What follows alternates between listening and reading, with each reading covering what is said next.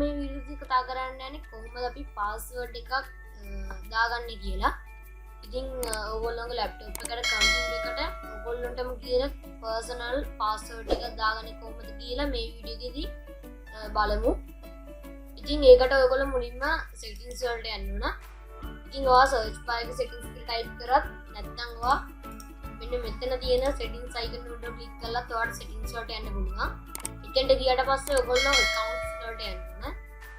accounts වලට ගියාට පස්සේ ඔයගොල්ලෝ යන්න ඕන sign in එකට.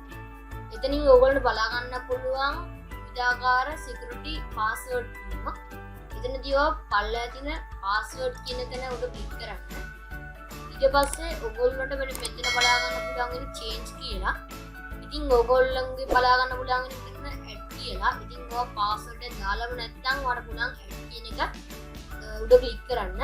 ඉතින් ඔය password එකක් දාලා නම් තියෙන්නේ ඒක change කරගන්න ඕන නම් ඔයා පුළුවන් මෙතන change කියන උඩ click කරන්න. ඉතින් ඔයගොල්ලන්ට මෙතනදී ඔයගොල්ලෝගේ password එක කියන්නේ පරණ password එක මෙතන type කරගන්න ඕන. ඉතින් දැන් මම මගේ පරණ password එක මෙතන type කරගන්නවා. ඊට පස්සේ මම පල්ලෙහා තියෙන list කියන button එකට press කරනවා. ඊට පස්සේ ඔයගොල්ලන්ට බලා ගන්න පුළුවන් new password කියලා තියෙනවා. එතනදී ඔයගොල්ලෝගේ අලුත් password එක type කරගන්න ඕනේ. ඊට පස්සේ ඔයගොල්ලන්ට තවත් option එකක් තියෙනවා. තවත් box එකක් තියෙනවා fill කරගන්න. ඒ box එකේ ඔයගොල්ලෝගේ උඩ තියෙන password එකම යට box එකේ ඔයා type කරගන්න.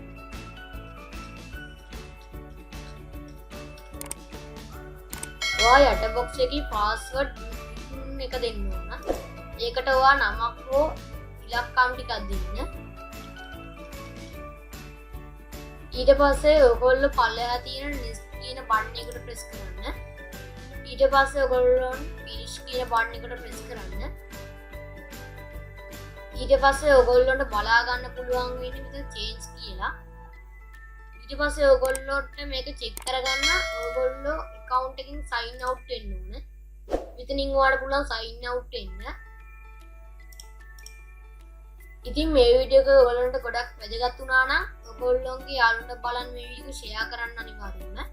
ඒ වගේම like කරන්න මේ වීඩියෝ එක. ඒ වගේම comment කරන්න. ඒ වගේම ඔයගොල්ලන්ට ප්‍රශ්නයක් ගැටලුවක් වගේ දෙයක් ආව නම් අනිවාර්යෙන් පල්ලෙහා comment section එකේ අපි කතා කරමු. ඉතින් ඔයගොල්ලෝ තාම channel එක subscribe කරලා නැත්නම් අනිවාර්යෙන් channel එක subscribe කරන්න. ඒ වගේම bell icon එක press කරොත් මම දාන වීඩියෝ එකක් හැමෝටම කලින් ඔයාගේ ළඟටම ගෙන්න ගන්න පුළුවන්. ඉතින් අපි ඊළඟ වීඩියෝ එකේදී හම්බෙමු.